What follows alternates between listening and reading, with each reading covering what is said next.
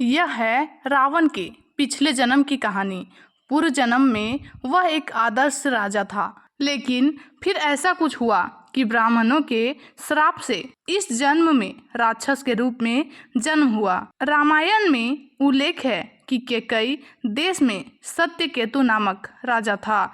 वह धर्म नीति पर चलने वाला तेजस्वी, प्रतापी और बलशाली राजा था। उसके दो पुत्र थे, पहला भानु प्रताप और दूसरा अरिमर्दन। दोनों भाई बहुत प्रतिभाशाली और मेल मिलाप से रहने वाले थे। भानु प्रताप ही अगले जन्म में रावण बना है। पिता के निधन के बाद भानु प्रताप ने राजकाज संभाला और अपने राज्य के विस्तार के लिए युद्ध शुरू कर दिए। उसने कई राजाओं को हराया और उनके राज्य पर कब्जा कर लिया। पूरी धरती पर भानु प्रताप के चर्चे होने लगे। उसके राज में प्रजा बहुत खुश थी। एक दिन भानु प्रताप विंध्याचल के घने जंगल में शिकार पर निकला। उसे वहां सूअर दिखाई दिया। वह सूअर का पीछा करते करते जंगल के बहुत अंदर तक चला गया और भटक गया। उस समय राजा अकेला था और भूख प्यास से व्याकुल होने लगा। काफी भटकने के बाद वह एक कुटिया के पास पहुंचा, जहां उसे एक मुनि दिखाई दिए। वास्तव में वह मुनि और कोई नहीं, भानु प्रताप का हराया एक राजा था। वह राजा भानु प्रताप को पहचान गया, लेकिन भानु प्रताप उसे नहीं पहचान पाया। भानु प्रताप ने मुनि से बात की और उस रात के लिए शरण मांगी। बातों बातों में भानु प्रताप उस मुनि से बहुत प्रभावित हुआ। उसने मुनि से विश्व विजयी होने का उपाय पूछा। मुनि के पास यही मौका था भानु प्रताप को अपने जाल में फंसाने और युद्ध में मिली हार का बदला लेने का।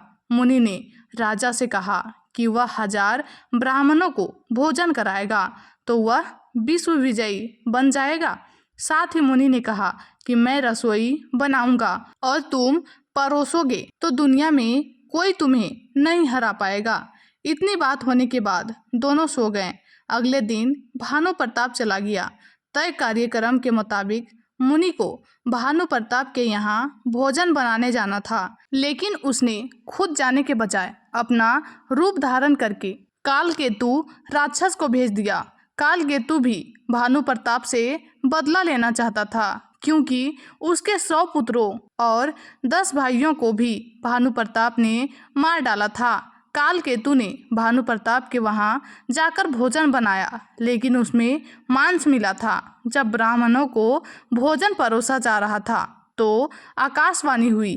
ब्राह्मणों से कहा गया कि यह भोजन खाने पर उनका धर्म नष्ट हो जाएगा। ब्राह्मणों ने भानु प्रताप को श्राप दे दिया कि अगले जन्म में तू परिवार समेत राक्षस बनेगा। इस पर भानु प्रताप ने रसोई में जाकर माजरा समझा और लौटकर ब्राह्मणों को बताया कि उसमें उसकी कोई गलती नहीं है, लेकिन ब्राह्मण तो श्राप दे चुके थे। उसके बाद धीरे धीरे भानु प्रताप का पूरा राजपाट चला गया और वह युद्ध में मारा गया। अगले जन्म में 10 सिर वाला राक्षस रावण बना। उसका छोटा भाई अरिमर्दन कुंभकर्ण बना। उसका सेनापति धर्मरुचि सौतेला भाई विभीषण बना।